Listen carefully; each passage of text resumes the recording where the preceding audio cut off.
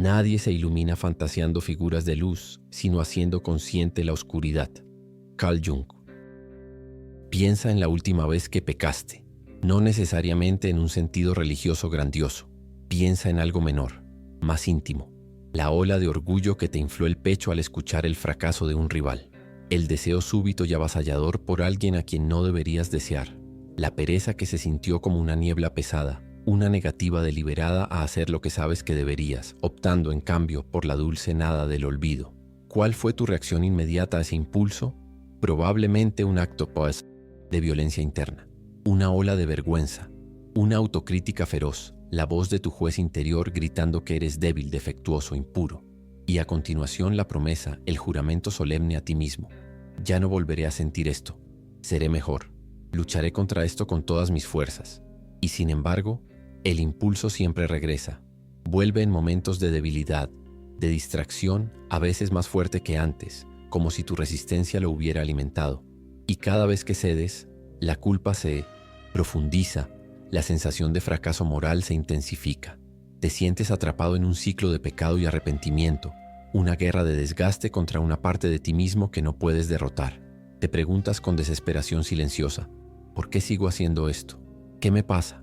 Pero ¿y si esa es la pregunta equivocada? ¿Y si toda la premisa de tu guerra está equivocada?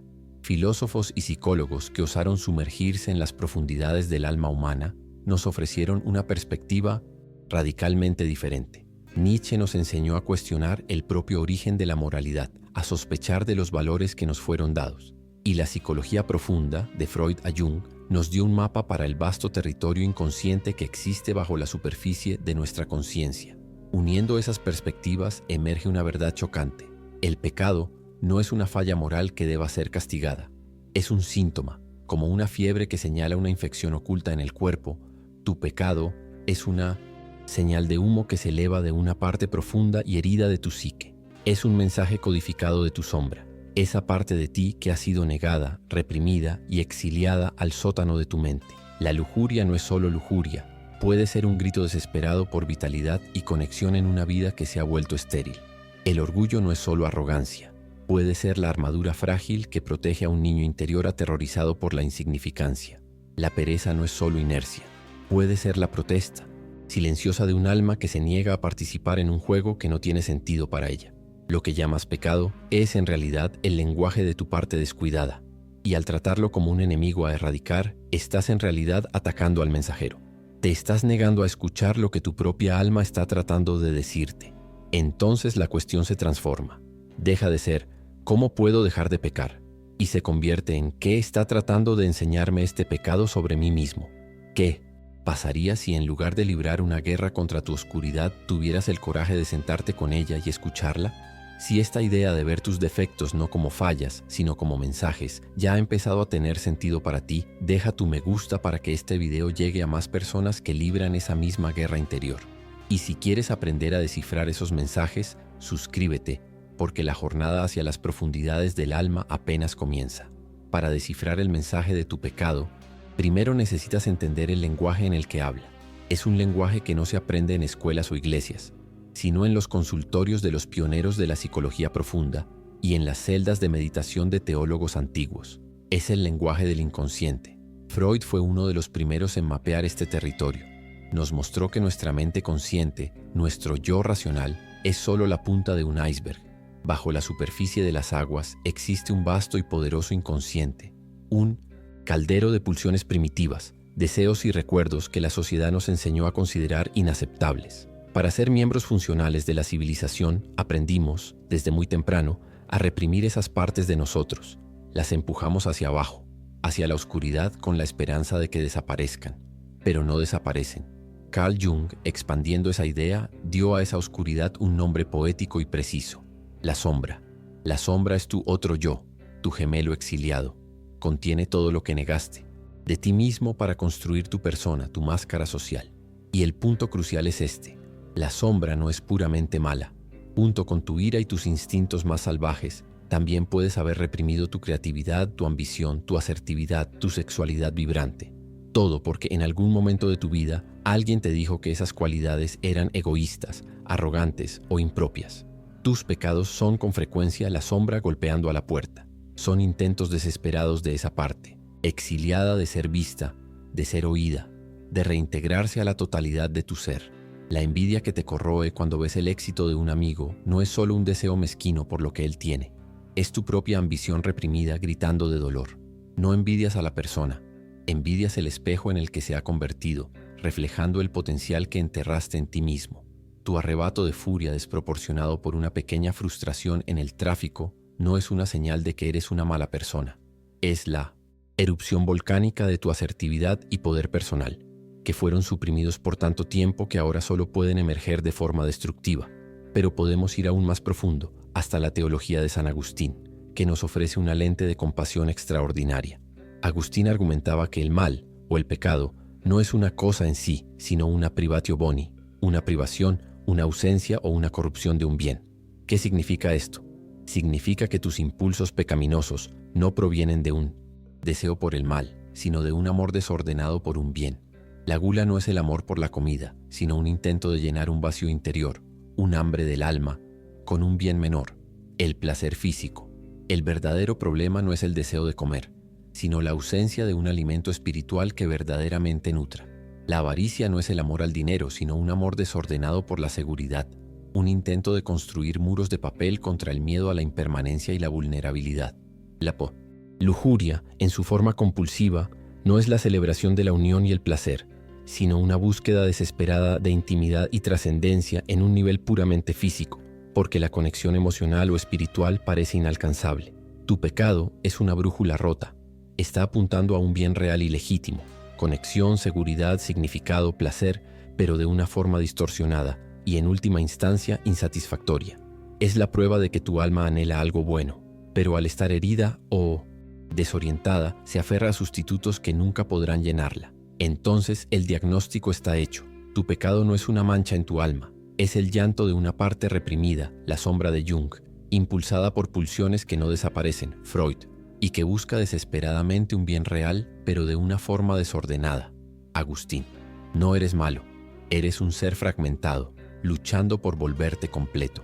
Si esta forma de ver el pecado como un mapa psicológico en lugar de una falla moral resuena contigo, haz clic en el botón de suscripción y activa la campana. Estamos profundizando y no querrás perderte los próximos pasos de esta exploración del alma humana. Ahora que el diagnóstico está claro, que tu pecado es un síntoma, un mensaje de una parte herida y reprimida de ti mismo, necesitamos examinar el tratamiento que has estado intentando aplicar. La guerra total, la supresión a través de la fuerza de voluntad. Tratas tu impulso como un enemigo a aniquilar, un invasor a expulsar del castillo de tu alma. Y es precisamente esta estrategia de guerra la que garantiza tu derrota. La psicología profunda nos enseña un principio fundamental y paradójico. Aquello a lo que te resistes, persiste. Y aquello que reprimes con más violencia, gana más poder sobre ti. Imagina que estás en una piscina sosteniendo una gran pelota de playa intentando forzarla bajo el agua. Cuanto más profundo la empujas, más fuerte es la presión que ejerce hacia arriba. Requiere una cantidad inmensa de energía y atención continua para mantenerla sumergida. En el momento en que te distraes, por un segundo que sea, la pelota explota fuera del agua con una fuerza descontrolada e impredecible, salpicando agua por todas partes. Tus pecados son esa pelota de playa. Tu fuerza de voluntad es el esfuerzo constante para mantenerlos sumergidos en la oscuridad de tu inconsciente. Durante algún tiempo puedes tener éxito. Cuando estás energizado, vigilante y enfocado, logras mantener la pelota de tu lujuria, de tu ira o de tu pereza bajo el agua. Pero la vida sucede. Te cansas, te estresas, te enfermas o simplemente te distraes. Y en ese momento de debilidad, la energía reprimida explota. El arrebato de ira es desproporcionado. La compulsión es abrumadora. El periodo de inercia es profundo. Y luego el ciclo vuelve a empezar, pero esta vez con más culpa y más desesperación, lo que te lleva a reprimir el impulso con aún más fuerza, creando una presión aún mayor para la próxima erupción. Peor aún, al demonizar y reprimir una parte de ti mismo no la destruyes, la fortaleces, la alimentas con la energía de tu propia atención. La sombra no muere en la oscuridad, crece en la oscuridad, se vuelve más densa, más primitiva y más alienada de tu conciencia. Y cuando gana suficiente poder, deja de simplemente llamar a la puerta. Empieza a tomar las riendas de tu vida sin tu permiso o conocimiento. Es aquí donde la cita más famosa de Carl Jung se vuelve terriblemente real. Hasta que no hagas consciente el inconsciente, este dirigirá tu vida y tú lo llamarás destino. Piensa en el moralista, el hombre que predica con más fervor contra los males de la carne. Reprime su propia sexualidad con tanto asco y miedo que su sombra se proyecta en el mundo. Ve lujuria por todas partes. Se obsesiona con la pureza de los demás y su inconsciente lo lleva a situaciones donde es confrontado, de forma humillante, con aquello que más negó de sí mismo. Su destino es ser atormentado por el sexo. Piensa en el perfeccionista, la persona que reprime cualquier posibilidad de falla. El pecado de la imperfección. Su sombra se manifiesta como una parálisis. El miedo a no producir una obra maestra le impide producir cualquier cosa. Pasa la vida planificando pero nunca ejecutando. Su destino, dictado por su sombra, es la esterilidad. Piensa en la persona excesivamente buena, que reprime toda su ira, su asertividad, su capacidad de decir no, para mantener la paz a toda costa. Su sombra no desaparece. Se infiltra en sus interacciones como sarcasmo, como agresividad pasiva, como enfermedades psicosomáticas. Su destino es vivir en un estado de resentimiento silencioso, sin lograr nunca crear relaciones auténticas y honestas. En todos estos casos, la fuerza de voluntad no falló por falta de esfuerzo, falló por una falla de estrategia. Intentar suprimir la sombra es como intentar eliminar tu propia sombra física poniéndote bajo una luz más fuerte. Solo se volverá más nítida y más oscura. Tu guerra contra el pecado no puede ganarse porque es una guerra civil, y en una guerra civil no hay vencedores. Solo hay la destrucción del reino. Si te reconoces en este ciclo de lucha y fracaso, si ya sentiste el agotamiento de intentar ser bueno a la fuerza, debes saber que esta es una experiencia humana universal. Deja un me gusta para mostrar a otros que no están solos en esta batalla. La buena noticia es que existe una salida, pero no está en el camino de la supresión. Si la guerra contra uno mismo es una derrota garantizada, ¿cuál es el camino hacia la paz? Si la supresión solo fortalece a tus demonios, ¿cómo los desarmas? La respuesta, ofrecida tanto por la psicología profunda como por la sabiduría espiritual antigua, es una de las paradojas más hermosas y aterradoras del viaje humano. El camino hacia la luz no es hacia arriba, hacia una pureza inalcanzable, es hacia abajo, hacia dentro de tu propia oscuridad. La verdadera redención, o en términos psicológicos, la verdadera curación, no proviene de la eliminación del pecado, sino de su integración. No se trata de vencer a la sombra, se trata de darle la mano. Este camino exige una virtud mucho más rara y poderosa que la fuerza de voluntad. Exige coraje. El coraje de dejar de luchar y empezar a escuchar. El coraje de enfrentar las partes de ti mismo que más desprecias y preguntarles qué tienen que enseñar. Este es el proceso, la gran obra del alma. El primer paso es declarar un armisticio. Necesitas deponer tus armas. La próxima vez que surja el impulso pecaminoso, la envidia, el orgullo, la pereza, harás algo radicalmente diferente. En lugar de reaccionar con el látigo de la autocrítica, simplemente pausarás. Observarás el sentimiento surgir sin juicio y sin acción. Te sentarás con la incomodidad. Este acto de neutralidad consciente es tu tratado de paz. Estás señalando a tu psique que ya no estás en guerra, que estás dispuesto a negociar. El segundo paso es el descenso. Consciente. Con el armisticio en vigor, decides deliberadamente visitar el sótano de tu mente, no para encerrar más cosas allí, sino para hacer un inventario. Llevas contigo una linterna, la luz de tu conciencia, y empiezas a mirar lo que ha sido exiliado. Miras tu ira, tu codicia, tus deseos impropios, y en lugar de sentir asco, intentas sentir curiosidad. Ah, así que aquí has estado todo este tiempo, le dices a cada parte de ti mismo. El tercero y más transformador paso es el diálogo con el monstruo. Necesitas aprender a hablar con tus pecados como si fueran entidades con una intención propia. Te sientas a meditar o escribes en un diario y preguntas directamente a tu impulso. A tu envidia le preguntas, ¿qué admiras tanto en el otro? ¿Qué potencial mío me estás mostrando que he descuidado? ¿Qué parte de mi propia grandeza me estás pidiendo que reclame? A tu pereza le preguntas, ¿contra qué estás protestando? ¿Qué tarea sin sentido o qué vida sin propósito te estás negando a energizar? ¿Qué tendría que suceder para que te transformaras en pasión y motivación? A tu orgullo le preguntas, ¿cuál es tu miedo? ¿Qué sentimiento de inferioridad o vergüenza estás tratando desesperadamente de encubrir con esa armadura de arrogancia? ¿Qué tipo de validación necesitas realmente? Al hacer esto, la magia ocurre. El pecado deja de ser un demonio irracional y se revela como un mensajero herido, una parte tuya que adoptó una estrategia de supervivencia disfuncional para intentar suplir una necesidad legítima. El paso final es la aceptación y la reivindicación. Aceptar no significa consentir el comportamiento destructivo. No significa que vas a actuar basándote en cada impulso. Significa aceptar la energía detrás del impulso como una parte válida de ti mismo. Aceptas tu ambición, la raíz de la envidia, y la canalizas hacia un proyecto creativo. Aceptas tu necesidad de descanso y propósito, la raíz de la pereza, y reestructuras tu vida para honrarla. Aceptas tu necesidad de sentirte valioso, la raíz del orgullo, y aprendes a cultivar una autoestima genuina que no depende de la comparación. Estás trayendo a tus tropas exiliadas de vuelta a casa. Estás devolviéndoles sus debidos lugares en el reino de tu alma. Un pecado integrado no desaparece, es transformado. La energía bruta de la ira se convierte en asertividad y coraje. La energía de la lujuria se convierte en creatividad y pasión por la vida. La energía de la codicia se convierte en la capacidad de construir y proveer de forma saludable. No estás matando al dragón, lo estás domando y aprendiendo a volar sobre su espalda. Este es el camino de la totalidad, un camino que no busca la perfección, sino la integridad, la honestidad radical de poseer cada parte de uno mismo, la luz y la oscuridad, el santo y el pecador. Este trabajo de integración de la sombra es la jornada más desafiante y gratificante que un ser humano puede emprender. Si estás comprometido con tu propio crecimiento y con el coraje de volverte completo, suscríbete a este canal. Aquí no ofrecemos respuestas fáciles, pero exploramos los mapas para las jornadas que realmente importan.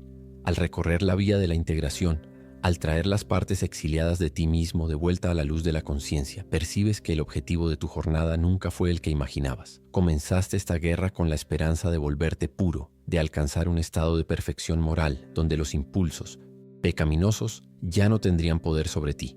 Pero lo que descubres al final de este camino es algo mucho más profundo y mucho más humano.